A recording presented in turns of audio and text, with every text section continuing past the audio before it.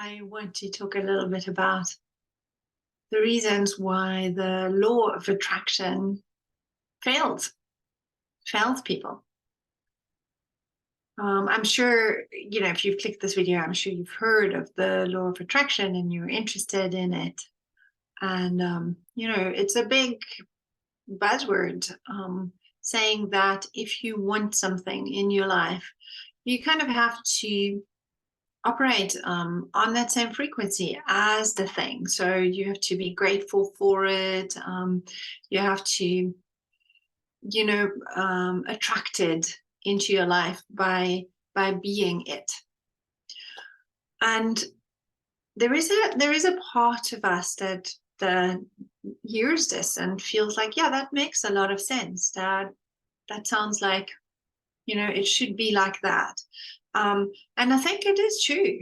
I think potentially this is how things work. Or let me say it differently. I think this is how things work. But the question is then, why is it that it is so hard to actually change our lives to attract the things that we want into our lives? Why is it that this law of attraction fails us? Or we don't live up to it, up to the theory of it? And I think it's quite easy to see when you think about how much of how complex you are, how complex every human person is we carry so much conscious burden around with us in any moment. We know ourselves as beings that extend years and years into the past and years into the future. As you go, you're more open, you even understand yourself as part of a whole race of beings, which means your understanding of yourself extends not only to the time of your birth, but beyond that, through the ages of human history. This is the understanding that you act out of. So this is what informs what you attract in this world. It's a nice thought to think that all I have to do is shift my mind, change my mind to be different, and then my life will shift.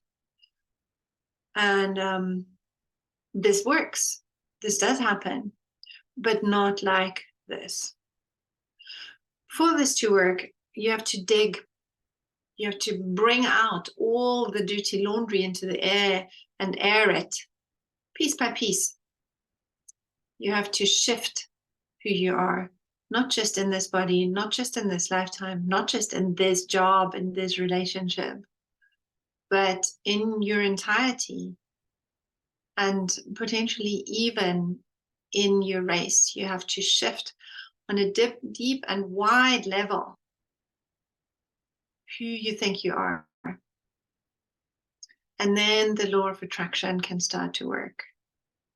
So the first step of it is to know who you are, to really know who you are, because then you can start to see how you already attract everything that's in your life and why the things that happen are happening for you. And once you see that, you can start working at those beliefs. You can start working at, as you change these beliefs, as you engage with the patterns, you can raise their energy. It has to be done in a conscious and aware way, and in a focused and committed and step-by-step way. And I think that is why it failed for so many of us, because it's hard.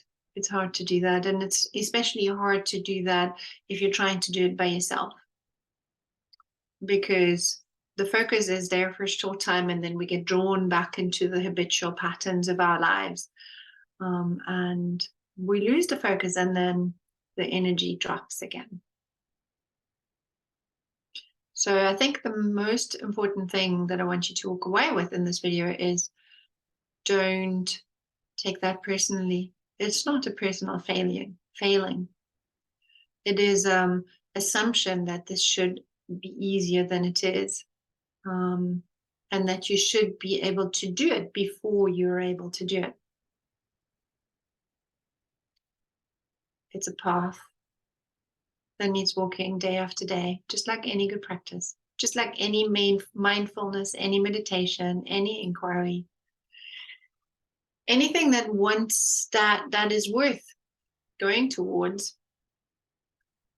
needs walking the path. That's all there is to it. And then after some time, the energy will start to shift.